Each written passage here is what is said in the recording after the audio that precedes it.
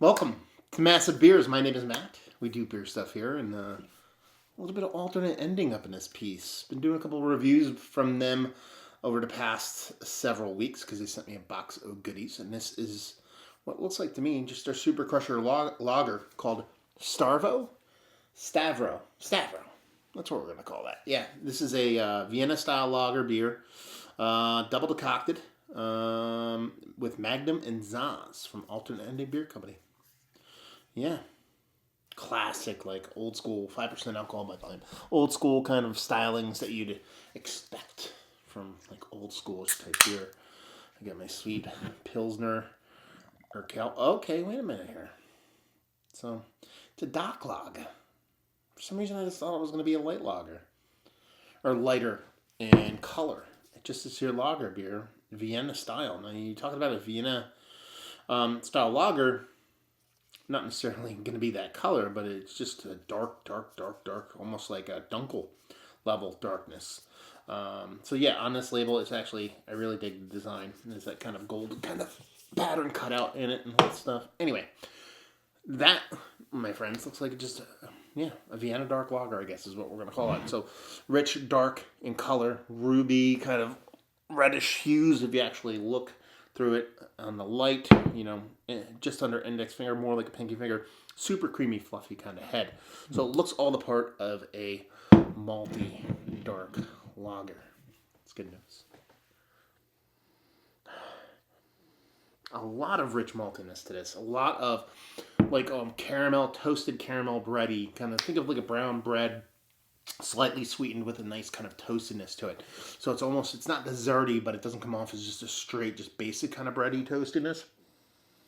And that's really the bulk of the nose for me is that rich kind of brown bread made with caramel kind of toastiness to it. It doesn't really have a big kind of lager yeastiness to it. Nothing too kind of lager tends to come off like a little bit kind of funky for me from time to time. Nothing of that there. Not really any kind of preception or preconceived kind of hopping, bittering kind of going on. It really is this kind of malty, almost Bach-like kind of nose to it. That's the way it kind of comes off. So let's dive in. Cheers, y'all.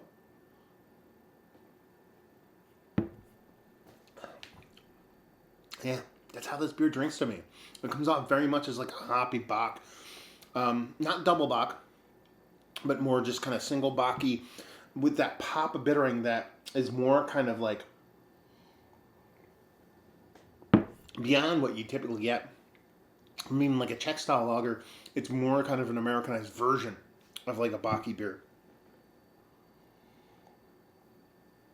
It's freaking delicious, I'll tell you that much. Yeah, it's this really nice malty richness. Now, it doesn't come off nearly as sweet or sweet bready like the nose would lead you to believe. There is a nice maltiness here. It is that toasty brown bread with that hint of caramel, but it comes off undersweetened and then finishes dry in combination with the way the lager kind of finishes and in combination with that bittering kind of jumping on top of it, but in a very, very fun way. The lager portion of the show here, like I said, finishes crisp, finishes clean. It's very much in like a very tight and tidy beer.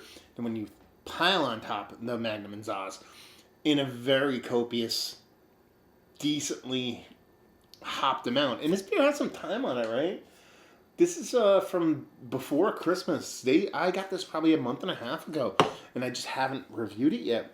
And it's still really, really popping when it comes to the way the bittering kind of comes off here. So yeah, that big old school German style hopping, nice rich kind of Bach-y kind of maltiness to it, beautiful clean lager vibes.